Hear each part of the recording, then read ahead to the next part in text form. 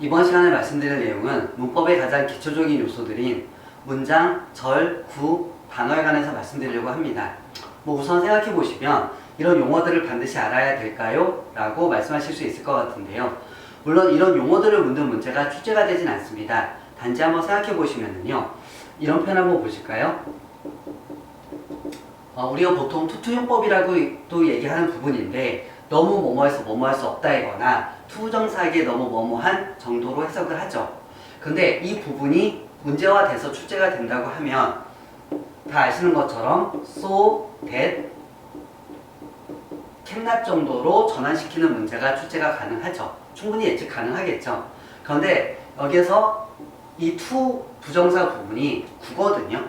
그 다음에 이 that 부분이 절이거든요. 그럼 출제자 입장에서 봤을 때에는 구를 절로 전환을 하거나 아니면 절을 구로 전환하는 문제를 출제를 하게 된 것입니다.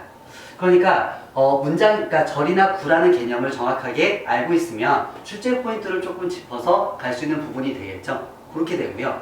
또 이것과 비슷하게 여러분들 아시는 분사구문이라고 있습니다. 그래서 분사구문이라고 하는 거는 분사구가 들어있는 문장이 될 텐데요. 그럼 이 분사구, 그쵸? 그러니까 접속사가 속해 있는 이 절을 구로 바꾸거나 또 구를 절로 전환하는 문제가 출제 가능하죠. 그래서 지금 두 가지 예시를 들어드렸는데 이처럼 우리가 이런 용어들을 직접적으로 묻는 문제가 출제가 되진 않지만 이런 용어들을 알고 있음으로 해서 정확도를 높이거나 아니면 출제자가 어떤 방식으로 출제할지를 가늠할 수 있기 때문에 이런 용어들에서 알아두는 것 자체가 마이너스적인 요소가 아니라 플러스적인 요소로 작용할 수가 있는 것입니다. 그래서 한번 기억해 보시면 될 것 같고요. 이제 본격적으로 한번 이런 용어들에 대해서 말씀을 드리겠습니다.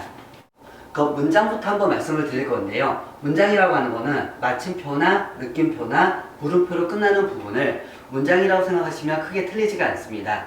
그러니까 말하고자 하는 바가 끝나는 최소 단위가 문장이라고 보시면 되는데요.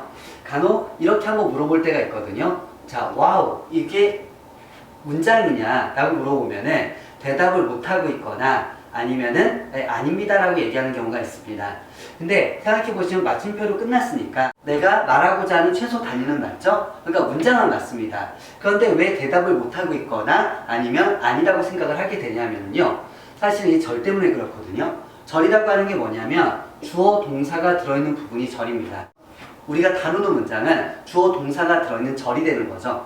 그러니까 일단 와우라고 봤을 때 우리가 평소에 보던 부분이 아니기 때문에 얘가 문장이 아닌 것처럼 느껴지겠죠. 생각해 보시면 와우를 우리가 어떤 때 쓰는지 우리가 고민을 많이 안 하죠. 그러면 우리가 다루는 문장은 아닌 거죠. 그러면 우리가 다루는 문장은 그 안에 주어 동사가 들어있습니다 라고 생각하시면 크게 무리가 될 것 같지는 않습니다. 자, 그러면 이번엔 절을 조금 더 자세하게 말씀드릴 건데요. 절은 주어 동사가 들어있는 부분이 절이라고 말씀드렸습니다. 그런데 이 주어라고 하는 부분은 반드시 은, 는, 이, 가로 해석을 해주셔야 됩니다. 이 부분이 어떤 거냐면은 그러니까 우리말 경우에는 나라는 표현이 있습니다. 나라는 표현이 있는데 이 자체는 문장에서 역할을 갖지 못하거든요. 근데 는이라는 조사를 붙이게 되면 얘는 주어가 되겠죠. 그죠? 르리라는 조사가 들어오게 되면 얘는 목적어가 됩니다. 그러니까 우리말의 경우에는 이런 조사를 통해서 이 단어의 역할을 만들어 주지만 영어 경우에는 자리가 역할을 만듭니다. 그러니까 톰이라는 어떤 명사가 있었을 때 Tom is my friend 하게 되면 그럼 이 자리 자체가 주어 자리가 되는 거죠. 그러니까 톰인데 얘는 주어 역할이 주어입니다. 그런데 I like Tom이라고 문장을 적게 되면 자리 자체가 목적어가 되는 거죠. 그래서 얘는 목적어가 되는 거고요. 지금 위에 있는 이 톰이라는 단어를 톰이라고 해석하는 게 좋을까요? 아니면 톰은이라고 해석하는 게 좋을까요? 해석을 하신다고 보게 되면은 얘는 톰은이라고 해서 주어 자리에 있기 때문에 톰은으로 해석하시는 게 좋고요. 그 다음에 여기는 목적어 자리이기 때문에 톰을이라고 해석하는 부분이 좋습니다. 그래서 이런 부분도 앞으로 문법 수업을 진행을 하면서 많이 얘기가 될 부분이거든요. 이 정도까지 아마 생각하시면 될 것 같고요. 자, 그러면 구라는 거에 대해서 살펴보면 구라는 건 뭐냐면 두 단어 이상이 모여 있습니다.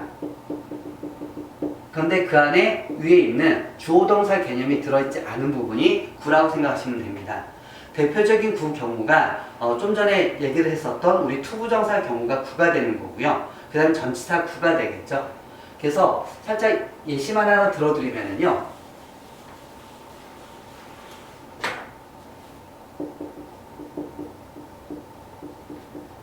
in the morning이라는 표현이 있습니다. 그러면 아침, 그러니까 세 단어가 합쳐져서 아침에라는 표현이 되는데 이 안에는 주어 동사 개념이 들어있지 않죠. 그런데 이 세 단어가 합쳐져서 하나의 의미를 구성하기 때문에 전치사 구라고 얘기를 합니다. 예, 그 정도 생각하시면 되고요.